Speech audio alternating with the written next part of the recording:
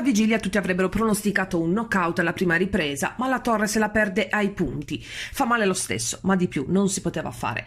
Nella 12ª giornata di Serie D i rossoblù si presentano al match atteso del Liguori contro la temibile Turris, in formazione largamente rimaneggiata. A casa Guarino, Milani, Russu, Bilea, De Martis e Cruz, indistinta Vaggi, anche lui acciaccato, e i soli 2001 Pinne e Pintori, il 2000 Viale e il 2002 Fadda. Fischio d'inizio e i pronostici iniziano a vacillare quando la Torres si prende d'imperio il centrocampo con Bianco, Masala, Pisano e Santarelli. In avanti la coppia ben assortita Virdis e Sartor, difesa con Congio e Pinna centrali, Ruio a sinistra e Lucarelli a destra, tra i pali Colombo.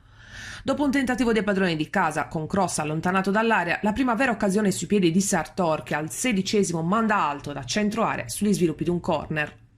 L'argentino 2 minuti dopo gela il Liguori. Il lancio dalle retrovie di Santarelli è preciso in area, stop di petto tra due avversari e gol dell'1-0. Corallini alle corde, che perdono anche Capitan Longo per infortunio poco prima della mezz'ora. Dentro Soué, subito pericoloso in area.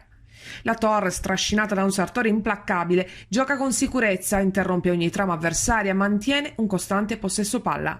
Il 2-0 è conseguenza. Più che meritato arriva infatti il raddoppio al 36° con un'azione da manuale che coinvolge tutto l'11 in campo, conclusa con una rapida verticalizzazione e poi il servizio preciso di Masala per Alessio Virdis, che si incunea in area e insacca la sua prima rete stagionale. Nel secondo round è il fattore panchina ad avere la meglio, lunga quella dei Campani, cortissima quella di Mister Mariotti, dentro Aliperta per Franco e Celiento per Forte. La gara cambia decisamente volto. Al quarto accorcia la Turris con Alma, che mette dentro da pochi passi sull'azione di Celiento dalla sinistra. Prova a cambiare la Torres dentro Pintori per Virdis. Al 12° i rossoblù hanno l'occasione per firmare il 3-1, Pisano è bravissimo a rubar palla, conclude bene ma Lonoce non si fa sorprendere e mette in angolo. Peccato, perché la gara si fa sempre più complicata con lo scorrere dei minuti. Al 15° dentro Viale per Lucarelli.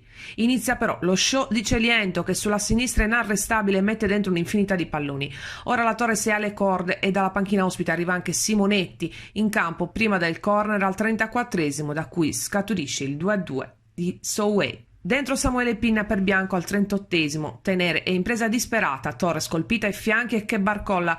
Al 38° Celiento controlla un lancio lungo sulla sinistra, accelera e mette in area, dove trova Simonetti che di tacco mette dentro il 3-2 che ribalta tutto.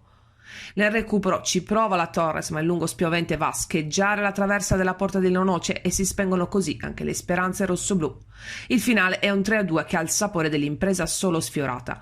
Restano i complimenti degli avversari e del correttissimo pubblico di casa a completare la bella cornice di tifo. I 50 sassaresi arrivati fin qui per sostenere la squadra. Si guarda già a domenica prossima.